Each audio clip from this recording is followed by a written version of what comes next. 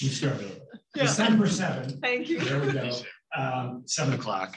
Microbiologist. She works with the National Institute of Standards and Technology, and she's going to talk about the microbiome. So what we've learned recently about researching the microbiome and so an exploration of microbial communities in the microbiome. So that one, December 7th, in this room in about a month's time or 3 weeks' time. So it's my pleasure to introduce our speaker tonight, Dr. Jed Meunier. Jed's an ecologist and research scientist within the Wisconsin Department of Natural Resources and Division of Forestry. His research interests range from individual species attributes to landscape ecology, with the unifying theme of understanding how forces of climate and disturbance drive ecological change and how we can in turn manage for resilient systems.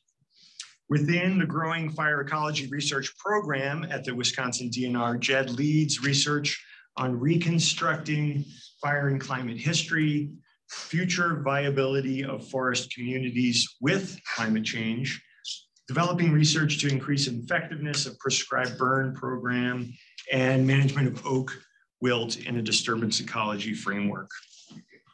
Among his various previous posts before landing in Madison, he did spend some time not too far away in the Black Hills with the Rocky Mountain Tree Ring Research Lab, and they were there developing and collecting historical forest structure data to help and inform management of the fire systems over there.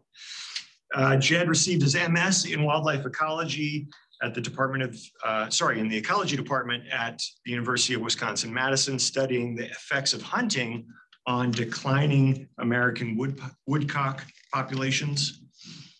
And his dissertation at Colorado State was on fire ecology in northern Mexico, investigating spatial and temporal aspects of fire in relation to climate and land use over several centuries. Conservation and stewardship of our lands and landscapes runs deep in Jed's family. Jed's grandmother, Nina, is one of the daughters of Aldo Leopold, often considered the father of wildlife ecology, and certainly one of our founding conservationists. Nina was one of 5 children in the Leopold family, all of whom became highly respected researchers in their respective fields. Jed grew up exposed to these magnificent people. He spent time at the shack, which is back outside of Madison, the famous humble cabin where Aldo Leopold took his family and embarked on a decade-long project to revitalize an overexploited piece of Wisconsin prairie. Sound County Almanac, essays, that part of the world. Collectively, it's an understatement to say these are big shoes to fill. For me, from far away, it's been fun to watch Jed fill these shoes. Tonight, his talk will highlight new research in northern subboreal forests and make general connections to the mountainous West, boreal, and other forests in terms of global climate regulation. So with that, please welcome Jed Meunier. All right. Wow, okay. Big shoes to fill. So I want to try to piece together a few different things here, and hopefully I can do that in a somewhat cohesive package. So I want to start really broadly and just think about fire regimes and how they link us to global climate, in particular through carbon dynamics. So emissions from fires or the way they influence systems, carbon stored in various systems. I want to also talk about the Great Lakes region and some of my fire history work there. So I'm going to introduce you to maybe a new geography for many of you. But I'm going to try to bring that all back into sort of larger concepts of resilience, forest resilience, and what we need to be thinking about in sort of a big picture framework. Okay. So that'll work. Does that work for you guys? Okay. So let's start here. You've all heard the mantra, think globally, act locally. Well, when I see things like this, I feel like we've arrived. Is that a timer? Yeah, that'll go off in about 3 minutes. It won't go up. I gotta go fast. Okay, so this is a logging survey. So this is pretty cool because I feel like 5 or 10 years ago, we would not have seen climate goals in terms of a logging survey, like what makes a quality logging operation. And this may be slightly skewed coming from the Forest Stewards Guild, which are generally progressive community, but I mean, this is really amazing. So carbon sequestration is on here. I would also argue that if we want to understand carbon sequestration or reducing wildfire threats or improving resilience, if we want to understand most of these things, we have to understand fire regimes. And so my training is really out west. I'm from Wisconsin, the Great Lakes region, but I spent most of my adult life roaming around the kinds of forests we're looking at here or in the Bighorns. And so if you give me a geography, a rough geography and an elevation, I can probably speak semi-coherently or with educated guesses as to what the various fire regimes would be based on elevation alone, because temperature and precipitation are predictable based on elevation. And so I pulled out a couple examples of some of the classic, fire-dependent species. Fire resilient species, those are things that are going to bounce back after a fire. So it's the ability to sort of they're changed by a disturbance and they come right back. That's a characteristic of resilience. So like lodgepole pine, subalpine forest, where they have cones, we were just speaking about this a moment ago, sealed cones by resins, and the fire kills the parent tree, opens up melts the resin, opens the cone, and a new crop is born. And so that's one strategy in sort of this lower subalpine zone. And if we go down the mountain into what a friend of mine likes to call the Goldilocks zone, where it's just right for fire, that's sort of your ponderosa pine zone, the montane forest, where it's dry enough to burn any given year. And it does oftentimes, or at least more frequently than when you go up in elevation. And these trees have, high canopy base heights, thick bark, well adapted to survive fire unchanged, which is fire resistance. And so if we start to think about fire resilience and fire resistance in relation to carbon, so this is kind of, on first glance, it appears like a complicated graph, but essentially it's work by Dan Cashin, Bill Rami, who is one of my major advisors, and others, and Yellowstone. So the data come from Yellowstone.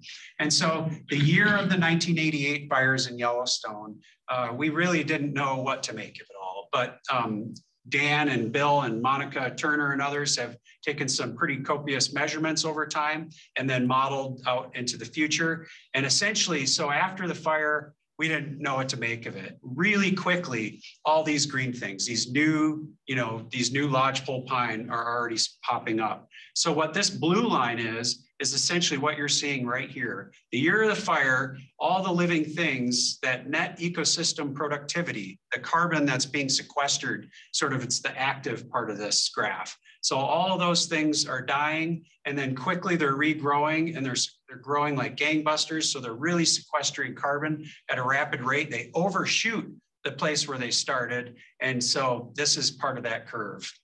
The other part of this is just total carbon in the system. And so same thing, we have a drastic reduction, and that's what we're seeing here. But really all these dead sticks in the background, it takes about 10 years for those trees to hit the ground.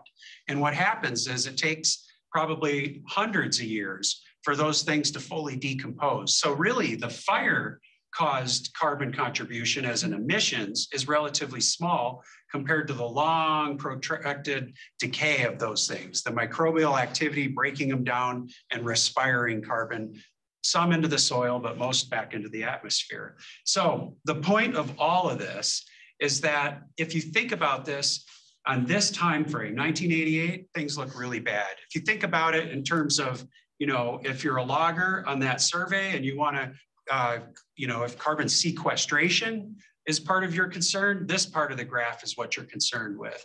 But as an ecologist and a fire ecologist, what I see when I look at this is after 250 years, we're exactly where we started. And that is exactly the fire return interval of lodgepole pine in the subalpine forest. Okay, moving down the mountain. So now we're back into, this is not the Bighorns, but this is the north rim of the Grand Canyon, the Kaibab Plateau around the turn of the century. And this is probably a pretty familiar story to many of you. So with fire exclusion from grazing and suppression, this is the Kaibab Plateau in many places today. And so what's really crazy about this is if you were to walk around blindfolded on the Kaibab, there's a good chance that every 7 out of 10 trees you blunder into will be from 1919 alone. But the period of 1900 to 1930 was what's called a tree eruption. It was just perfect. Warm, wet winters, fire exclusion, grazing to make bare mineral soil, which all trees, especially pines, need and like to regenerate. And so we've got this. So if you think about this in terms of its carbon, this forest was burning every 6 to 10 years. And a lot of the carbon is below ground. There's probably an equal amount above and below, and it was fairly stable. You're not, having a lot of change. We're probably sequestering more carbon in this landscape, frankly. Most of that is above ground. So think about this in terms of resistance and resilience. You have a very resistant forest, and all of a sudden you've got a forest like that. And when the next fire comes through, it's probably going to carry as a crown fire, and it's going to be a very different system. So assuming it reforests, we could come back to a state like this, but this is a very different carbon dynamic. We've essentially traded what was equal amounts of above and below ground carbon for that more vulnerable above ground carbon. So that's the way to think about these things in terms of their fire ecology in a very big picture. So, and this is pretty much illustrating this point more broadly, right? That we need to be thinking about below ground carbon. And so I've been showing you pictures really from dry temperate forests, and dry temperate forests are not too different from more mesic temperate forests where you have, that's your carbon potential. But what you should recognize almost immediately from this is that we have some really big bars here, right? And it's wetlands. And we know that the wetlands are where we store most of our carbon. And so if we're thinking about the contributions of carbon to climate change, we really should be thinking about wetlands. But it's complicated. We're literally and figuratively in the dark, right? So I want to bring us closer to the lake states. So if you look at this map, and I'm sorry, because these two maps that I've grabbed swap colors here, but I'm primarily going to be talking about this region, which is really a belt that goes around the globe. It's circumpolar, and it's the subboreal forest. Goldblum and Rigg call it the deciduous boreal ecotone. People in Maine and the far northeast tend to refer to it as the mixed wood forest. You'll hear people talk about the deciduous conifer ecotone. So just by the naming conventions, plural, alone, you can start to sense that this is kind of not a less well-defined system generally than this one, right? And the fire regimes, of course, are the same. We know a lot less about these systems. So these are the boreal forests at a higher latitude, which are dominated by conifers. As you go south, you get into the eastern deciduous forest. And then what makes this region even more complicated is you have the prairies meeting the eastern deciduous, which in turn meet the northern boreal. And so this sort of middle area, this hemiboreal, subboreal system is a sort of an amalgamation of all those things. And so I apologize, this is a grainy picture when it's not projected. So it's an old photo that I found that I really like. So you'll see some people standing by some of these charred boles on these trees. This is a mixed pine forest in the Upper Peninsula of Michigan. And let me just orient you a little bit. Minnesota, Wisconsin, and Michigan, which I'll primarily be calling the lake states subboreal region. So they're in the Upper Peninsula of Michigan here. And really nobody, I've never seen a forest like this in the Lake States, and few, if anybody, has, because they don't exist. But what I also want to point out is you'll see these what we call fire scars or basal injuries on some of these trees. If you peer closely, and those are indicative of frequent fire forests. You do not see those in a forest that doesn't regularly see low severity frequent fires. So something interesting about this picture, and it's a forest, but it's really open.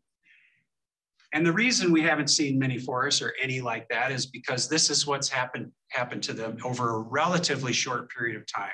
There's probably never been a land use change greater than what occurred in the Lake States forests at the time of European American settlement. In the temperate world, at least. And so this is a picture from Minnesota, and this is probably early in the logging regime, closer to 1871, when they relied on rivers. By 1880s, they started to develop light gauge railroad to move these out, and you wouldn't see any of these trees in the background standing. They would have got every stick. So they're still moving wood by rivers, which means they're harvesting only pine at this time. But really what happened after that is as important. And so following this massive cutover event, there were these really, really destructive wildfires, the most destructive fires in human history. This date right here, 1871, is the year of the Peshtigo fire. And actually all of these, I pulled these out because these are fairly destructive, well-known fire events in that period of time. But all of them are named after the places where most people died. So in Wisconsin, we have the benefit of being called the Peshtigo fire, even though it burned twice as many acres in Michigan and killed people there as well. Same thing with this fire. This is the 1894 Hinckley, Minnesota fire, where it killed 600 or 800 people there, and it killed a couple hundred people in Wisconsin and as well. And so they're trying to exhume the dead in this fire, but that is a pretty bleak situation. The point of this is that these fires were so ubiquitous after the cutover that really we attribute fire as sort of the ultimate degradation of these forests. Now, the government got serious about fire exclusion, fire suppression, and they commissioned a report of the state of woods burning in the United States. And so this is a picture of that map that is the proportion of woodlands burned in 1880. And what's really interesting about this is fire was once the domain of the Eastern United States. It really was. And most in the Southeast, they maintained their fire culture. In the West, you've had fires whether you want them or not. And in the Northeast, we've done a pretty good job of just not having fires for over 100 years. And so we really changed our forests rapidly and intensively. And I guess the point is that, today, Lisa Schulte-Moore, Dave Mladenoff, and others have examined this. And, our pines, our native pine species have declined 70 to 80% in abundance. So we still have our native pines. They're still a component of our forest, but they really look nothing like they did. Lee Frelich at the University of Minnesota estimates that we have 0.6% of quote unquote relatively intact pine remaining. I am about to whittle that number down for you in a minute. but essentially they haven't recovered, and we really changed them so drastically before we ever had a chance to know much about them. And so this, more than any other data set, is what we use to understand forest changes in much of the Midwest and Eastern United States. These data are less important in the West, where you don't have to squint so hard to see the change, what was there at the turn of the century, say. So this is the General Land Office commission. They had the Public Land Survey, and this is the very first public land survey. And so in order to privatize the public domain, the government had to know what they had. You can't sell something if you don't know what it is. And so they sent surveyors out across the entire country, and they followed bearings, and along those bearings, they took note of witness trees along section lines, and then at each corner, so this gave us the township range and section way of dividing up land into a grid. And in each section corner, they had to find witness trees, and they had to take a bearing and distance to the witness trees. So we've used those data for all kinds of things that frankly they weren't intended to do, like the density of forests, or here's a map of what was there at the time of European settlement.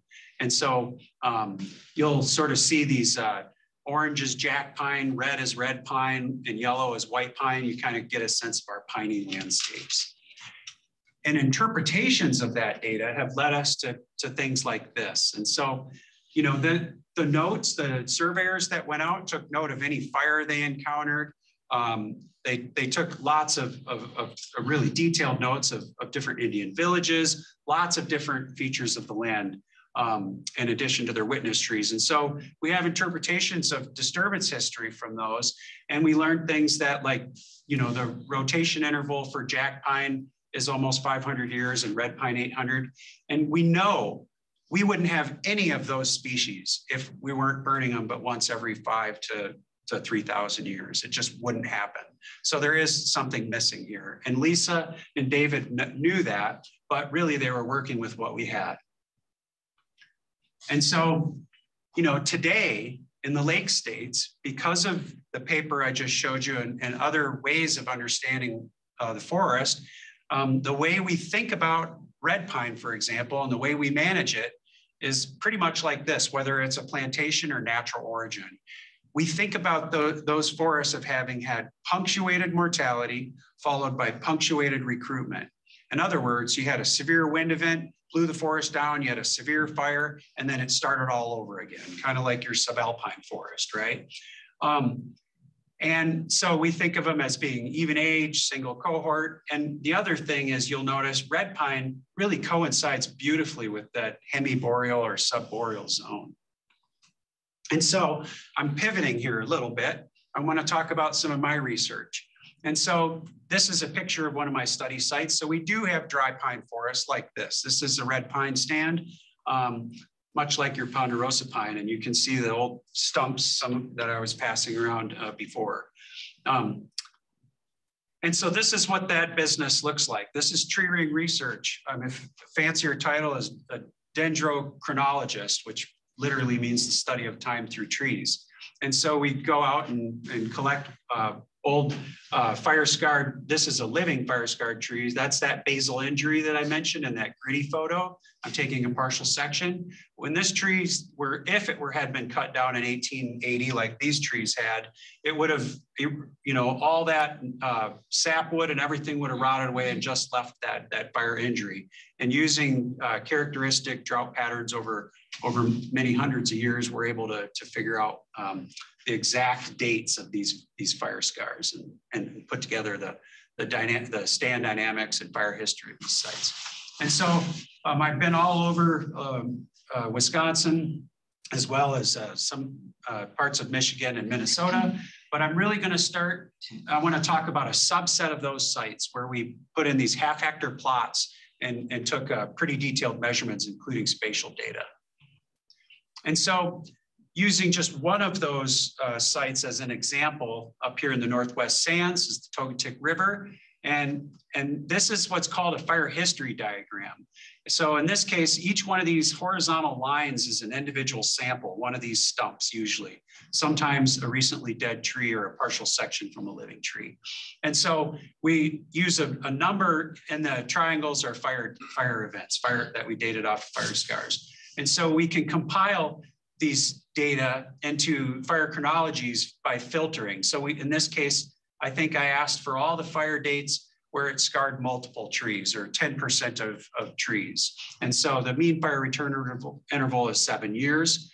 And then the bottom data here is the age structure. So we took tree cores and cross sections from everything to try to figure out, you know, are these indeed even age single cohort stands? And you can tell it's hard to even call this a cohort over 50 years or more time. At that point, I think it's even, I don't know that 6+ cohorts is generous. I'd say this is continual recruitment in the presence of very frequent disturbance. It's muted, but continual recruitment. So in other words, it's exactly the opposite of the way we've been thinking about these things for at least the last 50 years or more. And so more data from those those sites, tree density. And so I think maybe I forgot to mention, so these sites that I'm highlighting are really what Lee Freelick would have called that 0.6%. They're the best of the best pine sites we have, right? And so you'll notice that the historical tree density and current is very different, 4 to 37 times. On average, today our forests are 12 times more dense than they were around 1850. And so this last piece here I'll show you, I think is pretty cool. So we put in these half-hectare plots divvied up into quadrats, and we basically grew the stand back. We took an age from everything we could find in there, from old stumps, logs, snags, living trees, and can learn something about the spatial patterning. And so these are diagrams of a spatial analysis, a statistical analysis. And the gray envelope here is your confidence interval. This is what we'd expect, that red line, if things were completely spatially random. And if it's somewhere in this gray area, we're really confident that it's completely spatially random. So historically, our trees were clustered at all spatial scales we examined this. However, currently our forest is completely spatially random. So it's completely different. And so this is why that matters, because if we were to anticipate that competition, elbow space, and climate were really driving the dynamics of these systems, we would expect this pattern, because climate doesn't interact with one tree a whole lot differently than its neighbor.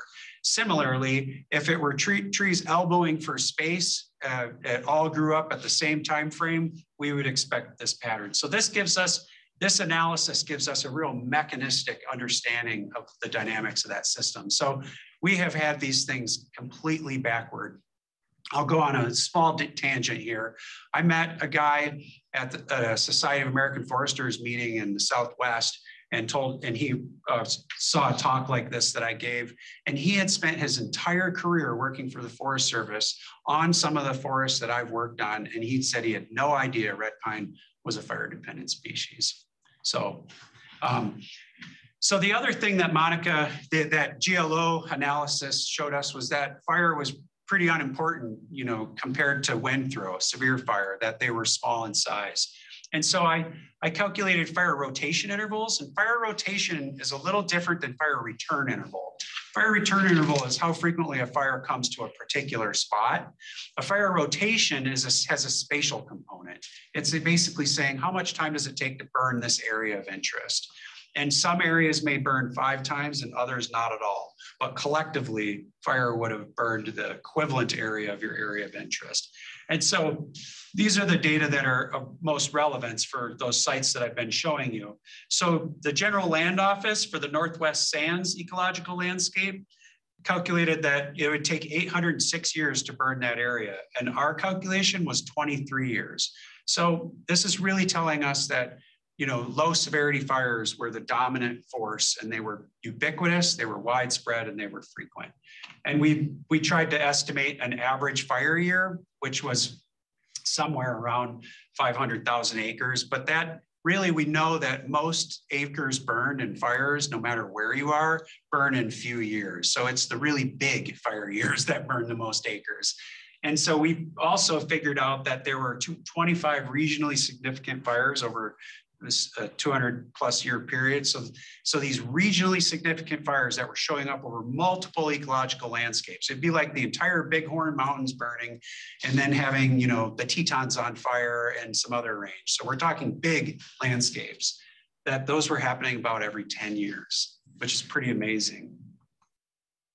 And so these are what those data look like in those fire history diagrams that I shared with you. So in this case now, this is a site, and they're organized by landscape. But the important part is these fires have been, they're composited to show us only the biggest fires that occurred within a particular site. And now these dates are saying, okay, well, what fires are occurring over multiple sites? And we know about some of these years, which makes them kind of interesting. Anybody recognize 1910 as a fire date? Yeah, good. So that was the biggest fire year in the Northern Rockies, and like Idaho, burned parts of Montana. That was the Ed Pulaski story in the mine where he saved his crew. We had a lot. We see 1910 show up all over the Lake States. It was a really big fire year, low severity. So that's one fun one. 1780 is a cool one too. So the Eastern Seaboard was settled and developed a lot earlier than the Lake States. And what's interesting is 1780, there's written historical records in the newspapers of that day. People were freaking out because the sun went black in the middle of the day. Chickens were going to roost. People thought it was the rapture, the second coming of Christ. Nobody knew it was happening. But later in the day, the ash started to fall and they figured it out. It was unique weather conditions where the sun was blackened out before the smoke and ash descended on the Eastern Seaboard. But I think it left like 4 inches of ash over 5 states. And it was because of the fires burning in Ontario and the Lake States. And we see evidence of that fire year all over the place. So 1780 was a real whopper fire year, kind of a fun one. It's kind of fun to corroborate your tree ring evidence with, you know, some of the historical record. And I mentioned the Peshtigo fire. So this is a picture of the Peshtigo fire. And typically in the Peshtigo fire, we focus on this 1.2 million acres where 1,500 to 2,000 people were killed. It was a real bad fire. And it burned a big area of Michigan. And actually 1871, the North and South Dakota reported fires that year. So it was a real dry period and a lot of fire. I found this map at the Peshtigo Fire Museum and then dug it up elsewhere. But what's cool about this is it shows us the area burned, and it shows us what we usually think of in the Peshtigo fire, that 1.2 million acres of high severity fire. And also, this is a published map that I've been seeing a lot of the Peshtigo fire. And I noticed lower, upper, and middle sugar bush. Does anyone know what a sugar bush is? Westerners. It's where you tap your trees for maple syrup. It's maple. Our maple forests are our sugar bushes. So anyways, when you hear sugar bush, you're not thinking pine. And really the story about those settlement era fires were that we cut all the pine and left all the pine slash, and then, you know, the fires rip-roared through this artificially high fuel load. But in 1871, we were still river lumbering. And really we were only floating pine at that point. And what you look at, so I took the witness trees from the General Land Office notes, and I took this 1.2 million acre footprint and I overlaid it and pulled out those trees. Hemlock and cedar and beech and sugar maple and tamarack and white pine, black ash. These are real swampy species. These are mesic forests. And so really the story that we've been telling for so long, and you'll hear it, you know, the story of the Peshtigo fire as, you know, the forgotten fire, and it has a legend around it. And most of what you hear is really not based in reality, I'm convinced. And so really it was not a pine-driven fire event. And so think about this now. Think about this in terms of the low severity fires that I'm picking up in pieces of wood like this, and then the high severity fire burning, you know, what is the equivalent of an alpine or subalpine forest. It's the way you might expect things to work in terms of the difference between resistance and resilience. Okay, I'm pivoting again. Are you still with me? I'll try to bring this together. Okay, so we talked about dry pine forests, and I dispelled a lot of our preconceived assumptions of you know, red pine systems. And so I want to talk about the same landscape, but now I want to go to the swampy sites. And then here's an example of it. So I've done a bunch of work on the Hiawatha Forest. This is a fire that happened while I was there. And the forest manager of the Forest Service, he really turned to me. He did not know how to respond to this event. So are they supposed to go in there and try to suppress it? Should they, you know, be slurry bombing it? What should they do? Or is it appropriate? And nobody really knew. And so, the reason why, in my mind, this is so important to talk about here and everywhere really is because when you think about peatlands, they are so very important. Wetlands are important. Peatlands are especially important.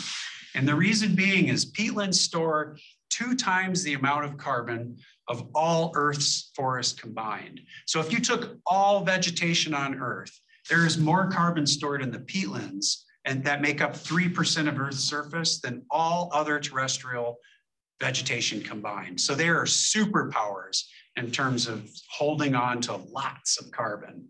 And the way they do that is with sphagnum mosses, which hold up to 26 times their weight in water. So they never fully decompose. So in other words, before biomass has a chance to decompose, and that decomposition process is respiration, puts a lot of that carbon back into the atmosphere, they just keep getting buried and squished by new plant matter. And so you get these, sometimes, meters deep or 10-meter deep carbon mass. So they're just incredible. And they're really, really, really problematic. So there is no fire that we spend more time on in the lake states figuring out how to suppress and manage. And they're some of our most expensive, biggest fires. And they typically start in peatlands. There's an example of a fire in North Carolina that burned in 2008. It ended up burning 41,000 acres. They had nearby lakes, and they pumped 7.5 billion gallons of water from those lakes onto the peatland to try to get it extinguished. And it took them 7 months to do it. And the reason is because they're smoldering fires. And so these fires, a peatland fire releases 100 times the carbon of some of the biggest Western megafires that we think about and hear about so much. And they're not very flashy, and they don't look like much, but they're slow moving, they're big, and they're destructive, especially in terms of carbon. And so here's a picture, a recent actually article out of the Siberian Times that I found. If you really want to get entertained, Google zombie fires. It's pretty interesting. But this is an example of a zombie fire. And what that is it's a fire that burns underneath the snowpack all winter long and then keeps going the next year. So they're difficult. And so this, one of the recent terrible fire years was in Indonesia in 2015. They had, huge areas of these peatlands were burning and spewing like massive amounts of carbon into the atmosphere.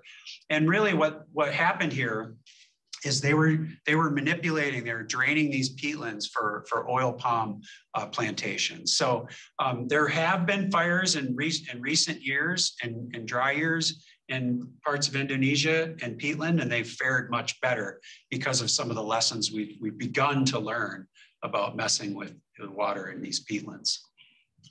And so just to take like a paleoecology perspective, so this is also central Indonesia where they have these peat bogs that are really deep and have massive amounts of carbon. And so this is a really long time scale and a coarser data set, but you'll see, that certainly fire frequency and even in the presence of fires, these peatlands have managed to sequester carbon over time. At least it's not negative. Another thing to take note of is typically when we're looking at these paleoecology, so this is like sediment cores of peatlands, or where they radiocarbon date the char. And so what you see in these is, their fire frequency is measured in fires per 1,000 years. So that's our starting point. And so I had a graduate student, Colleen Soothmeyer, and I really went out and tried to figure out if we could collect fire history from these various peatland sites. So this is the Upper Peninsula, you guys, of Michigan. Michigan is here, and for some reason this doesn't belong to Wisconsin. There is a history there, but it's called the UP. It's a really cool, actually, area, beautiful. But anyways, so we sampled across this sort of subboreal zone here and a variety of peatlands. And I'll just point out they're awfully beautiful places to work, but it's not all, crackers and tea. I mean, this is Colleen. I almost had to leave her there, and she probably would have been mummified. And they do dig up 2,000-year-old corpses that are basically intact in these peatlands because they're so oxygen poor. But we got her out. And so this was Colleen's her master's project, and so this is land fire data, and it's showing you sort of this large peatland complex.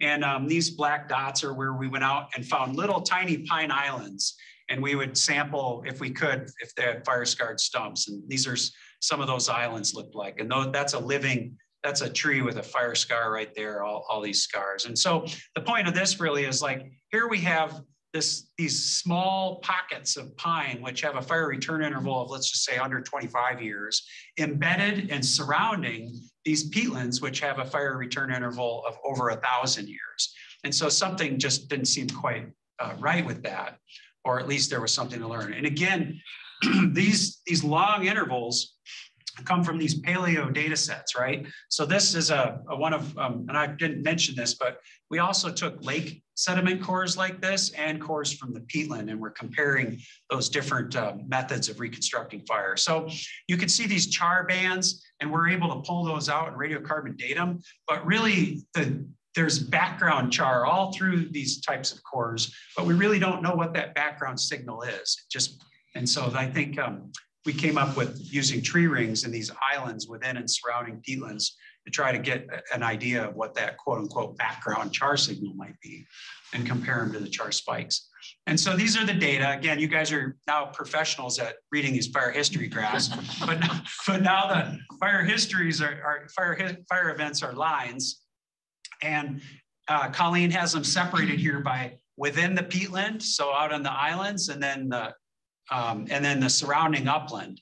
And so what we're looking for are these synchronous events, of which there were many. And so what was absolutely mind-boggling to us is, you see these mean fire return intervals of, 5 to basically 35 years, which we really didn't expect to see that, but it's really clear in the evidence.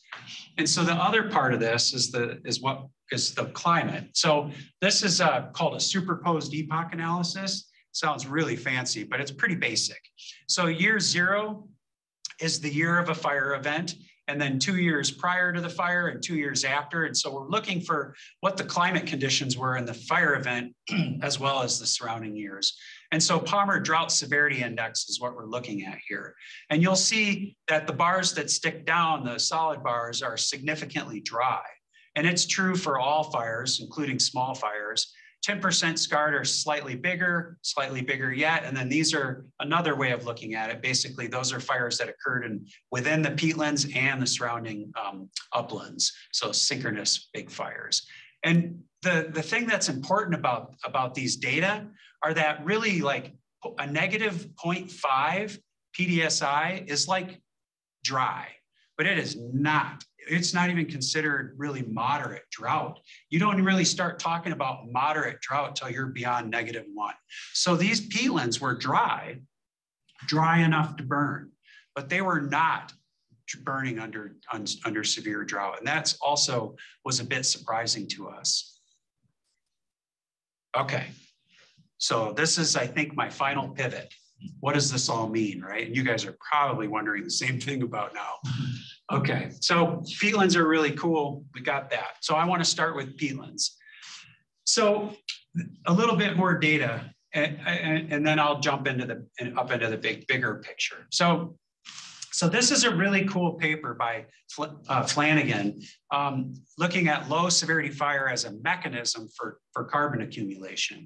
And so we know that pyrogenic carbon, which is a fancy word for like half charred but not completely consumed things. So there's other forms of pyrogenic carbon, but these pyrogenic carbon, they last a long time. So they get buried in that sediment. They form those macrochar layers. They're really stable. We also know that when you heat peat, it actually attracts carbon molecules. Like it actually, they adhere better to soil that has been heated. So there's mechanisms that we know are at play here.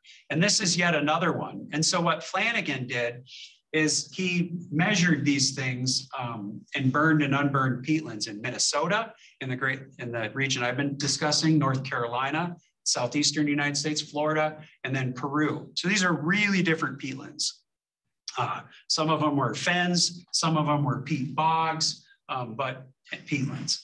And so what you see is that, you over time, it takes about a little less than a year up to maybe 2 years time. And you get in the burned sites, you have actually lower microbial activity. So remember when I told you that the peat that sphagnum moss is so special because it doesn't decompose.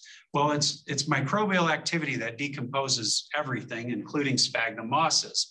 And so you actually burn these things, and then eventually it reduces microbial activity. And so that is really cool. So we know we're starting to get a mechanistic view of how this all happens. The other part of this that's as important that I've started to allude to is work by Turetsky and others that shows that really if you manipulate the water, if you drain these things and burn them, you get an entirely different fire effect. So these are the bad fires, right? We have good fires and bad fires. So the New York Times did a really cool piece a while back, and it was titled A Tale of Two Americas. And this is one of the maps. They have a map of the world like this too. And what it's showing us is they compared climate. So this is climate precipitation data. They compared the last 30 years to a longer term 100-year-long data set, right? And so this map is obvious that, parts of the country are getting drier with climate change. Parts of the country are getting wetter with climate change, and that's true globally as well. So when you hear things like Alaska is burning and we're concerned about its peat stores, I'm here telling you that fire was a natural part of these peatlands, which I think they were pretty much everywhere. But there are, of course, some details there that I'm probably glossing over. But when you have a drying, boreal forest loaded with carbon and loaded via peat, that is a very different situation than Quebec that has been seeing more water than average. So we're getting into a situation where we might have no other choice but to try to exclude fires from peatlands to save them. It really comes down to hydrology. And so this is a paper, the title by Matt Duveneck and others from the Lake States. And basically this is, I just had to throw this in because, in the Lake States, we tend to think of red pine, for example, all of our pines as climate change losers. So based on climate envelopes, we're starting to think about going down to Missouri and bringing up species to plant in Wisconsin so we have something for the future based on climate change. And what Duveneck and others are telling us is not only go south, go farther south than you think, and do it quickly because we're running out of time. And so what I'll point out is, the Landis modeling, just for example, that they use to figure all this out, that explicitly considers successional pathways and disturbance. And I guarantee you, Duveneck and others had no idea that red pine, for example, was a fire-dependent species or burned every 6 to 15 years. So that would give us very different inputs into this model and maybe tell us something different. So anyways, just a word of caution. And why I bring this up is because if you look at work by Todd Onnell and others that was published a while ago, they looked at hundreds of management plans around the Midwest. And they asked managers, well, what are you doing? What are you doing to start thinking about climate change? And so Laurentian is north. That's the region I've primarily been talking about. Central interior is south of that. But essentially the most common mechanisms are facilitated migration, it's moving stuff, and enhancing species or structural diversity. Now this is what my data on all that pine stuff that I was talking about really gets to. We ought to be focused on this before we start just moving stuff around. And so this is my sort of way of saying that. So another just sort of big picture here, and I'm almost done. So this is something that we've also been thinking a lot. Do you guys hear about trillion trees here much? So it's a global effort to plant 1 trillion trees by 2030 in the name of climate change to sequester carbon. So I would say there are a whole lot of details to this that are not really worked out. And I've also been telling you that our forests are far too dense, just like your forests are, and that we actually need to be removing trees rather than putting them back on, or at least the data is telling me that. And now I'm telling you that, right? But so anyways, there's a 1 trillion trees project. Wisconsin was one of the early adopters, and we pledged to plant 70 million trees by 2030, and we're well on our way. which has me really concerned. And again, if we go back to that Yellowstone, carbon fire diagram, we're really focused on just one part of that line, those lines, where the sequestration piece, the same piece, frankly, that the Forest Stewards Guild loggers were probably thinking about when they said good logging sequesters carbon. But there's a whole lot more to that, right? If you plant 1 trillion trees and 1/3 of them die, what does that mean? Or in some cases, they're actually draining peatlands to plant trees. That has been happening. And that brings me to this point, which you hopefully predicted, which is we really need to think about wetlands in this game. Wetlands are critically important, and peatlands in particular. And so this is the Malheur National Wildlife Refuge in Oregon. They had a peatland fire, and they're putting in a 3-mile-long trench and then flooding it with water in attempts to contain that peat fire. So I get it. They're really complicated fires, and we have to deal with them. But we might want to start rethinking that, particularly because this could become basically a small creek for that peatland and change the hydrology, maybe forever. And there's another example of this where it's either, depending on what you read, the largest or the second largest peatland in the entire world is in Northern Ontario. And they're thinking of draining it because of precious metals below it that are needed for renewable energies. So just think of the irony in that, right? Okay, so you've heard most of this, but right, we need to understand resistance and resilience and foster both. So we need to think about our systems. The Peshtigo fire that burned so hot and was just so destructive is not the same Peshtigo fire that burned a fire-resistant community. Things like that are always going to be important. We need to understand our baselines and assumptions, right? So whether it's our data in terms of the General Land Office notes, or what we get from peat cores versus some other core, or whether it's the Trillion Trees project and where their starting point, like are those, there's a lot to unwrap there. And then be leery of simple narratives, right?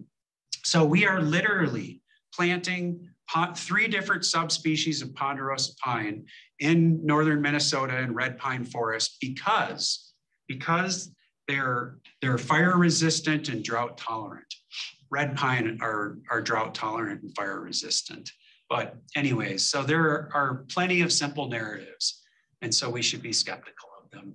And then really, this is the biggest one. This is the most important. This is the point I want people to think about 5 years down the line, right? Fire regimes are really interesting and can tell us a lot about carbon dynamics. So if we're just focused on sequestration, we're missing a big part of the story. If we're just focused on the 1988 fires, we're missing a big part of the story. So if we think about them at appropriate timescales and think about systems in terms of their fire regimes, we'll all be way better off. Okay, and I'll end with a quote from Leopold.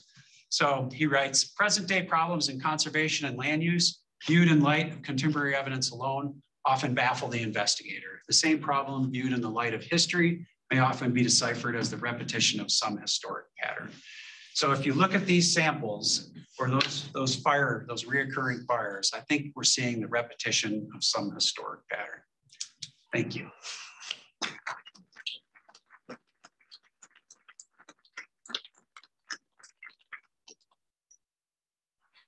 Questions for Jen?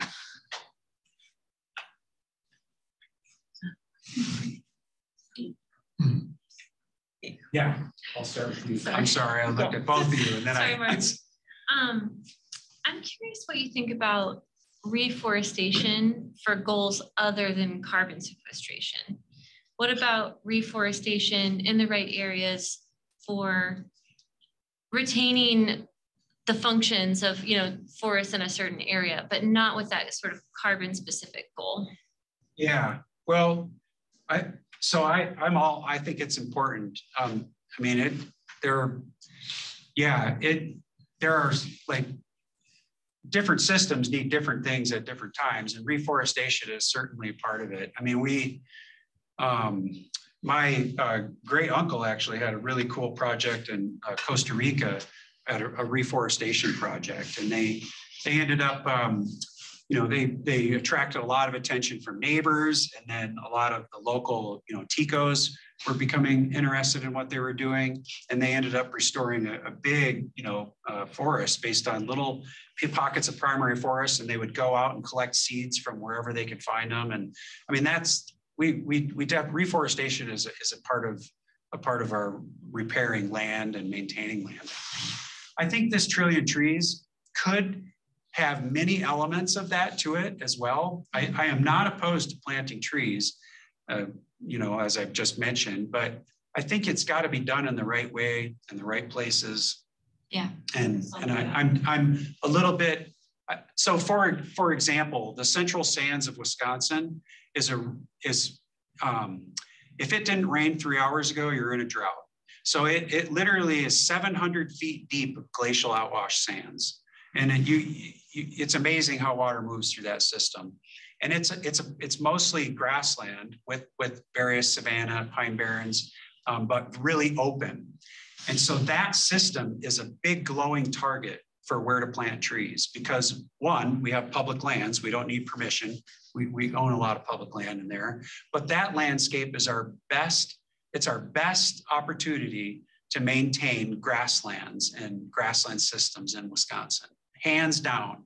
And I think it's probably the biggest target for where we're going to stick 70 million trees, or a good portion of them. So I worry about things like that. I was curious, when you were showing the area that was logged extensively, took everything out, and then had huge fires. Yeah. What came in after the logging? Were those primarily grass fires, or was it? Well, so they were. So that's the part of the narrative that gets lost in our sort of simplified telling of it. And the simplified telling is that the fires were the ultimate degradation of our landscapes. They did reforest. I mean, we live in a part of the world, or I do, that has, really, we can grow things, and we do. High natural regeneration. Yeah. Not planted. Pine regenerated in many places, but maybe not in the kind of abundance it was. We have had a lot of trouble regenerating some species like hemlock, and hemlock is a big one. And they eventually cut hemlock down just for its bark for tanning operations in Milwaukee and Detroit. But we have forests, and they do regenerate. And one of the most fun, we clear cut our forests often. Aspen was the #1 winner after those European settlement impacts. So we have more aspen still today than, probably magnitudes more than we ever would have had for millennia, But we still have forests. But to have the pines, the fire-dependent species, I think we need the fires. And also, this is well outside of maybe the scope of your question, but I think a lot of our hemlock is fire origin. That Peshtigo fire footprint that burned with high severity, there's a lot of hemlock and tamarack in there, and we do not know how to generate those species very well. So I'm pushing from within my own agency to start thinking about fire as a tool more creatively.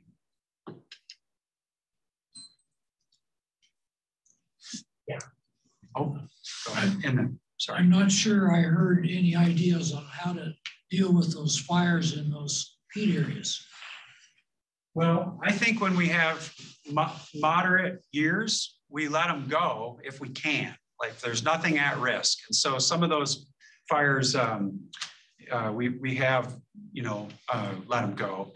The Hiawatha National Forest, which is in that landscape, they're incorporating peatlands into their burn units now, and they're burning landscapes rather than burning this pine area and that pine area. They're actually incorporating them. So we've got a lot of learning to do. And I will tell you, it's a little bit scary. Like it's not without risk. But I think this idea, like finding evidence that fire is a natural and important part of peatlands is really a good step in the right direction. but we're going to have to figure out something. You know, what's interesting is in the Southeast, I mentioned the big fire in South Carolina that took 7.5 billion gallons on it and whatever. They burned peatlands in the Southeast. In fact, like, so we have many carnivorous plant species that are specific to peatlands. They're really cool systems. And they have many of those similar species in the Southeast. And I have a friend who's a fire guy, and we were comparing notes, and pitcher plant is one of them. He told me if you don't burn pitcher plants in the Southeast in 3 years' time, you're gonna lose them. Like they'll brush over and you'll lose them. Our peatlands are different. We don't tend to lose them. They're slower changing, I should say. So in some areas we do burn peatlands as part of, you know, planned prescribed fire use.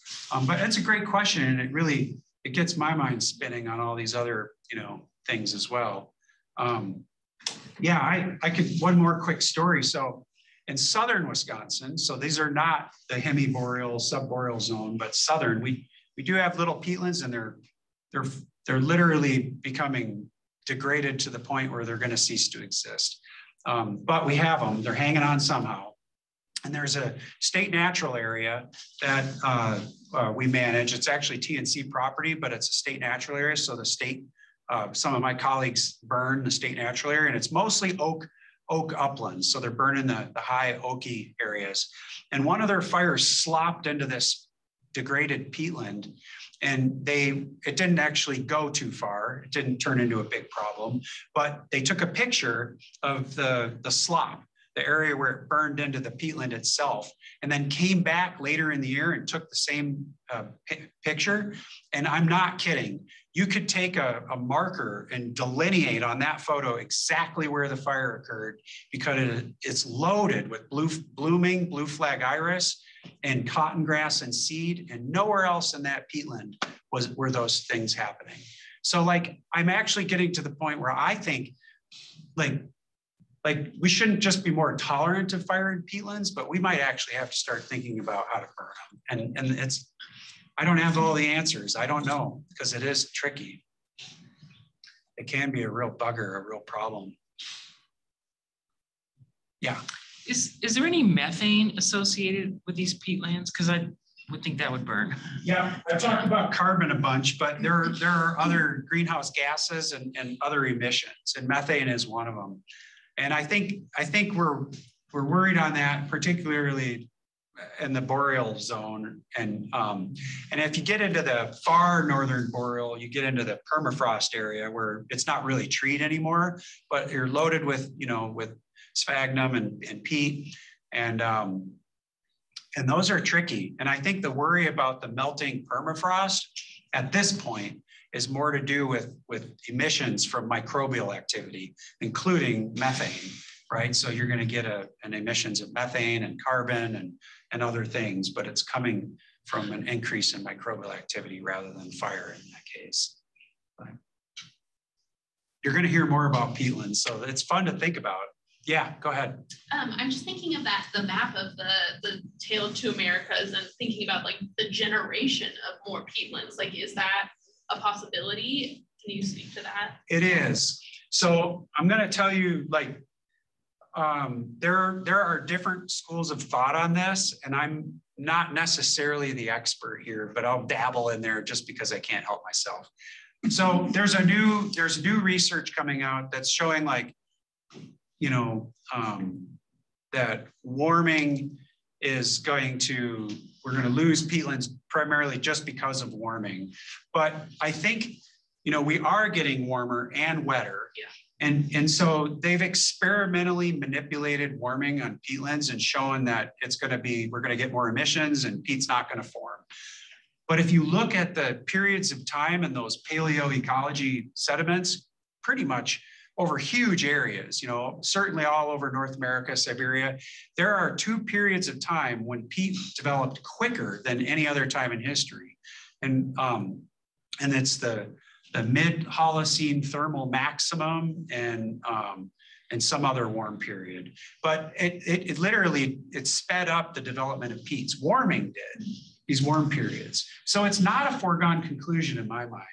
And so Yeah, and just the fact that like peat tends to develop more easily in cool, wet areas, you know, and with short growing seasons, because it's just less time for things to decompose and, you know, whatever. But we have large peatlands in Indonesia. We have large peatlands all through the world. There's big peatlands, you know, at tropical latitudes. So I do like to hold out some hope that that they can develop, and I think it's a very good possibility. And I think if we wanted to do our own, you know, a biased digging, we could probably even support that a little bit. But it, you know, we don't know. Yeah, well, if you want to hang around for a couple more questions with Jed, we can do that, but let's thank him for you talking.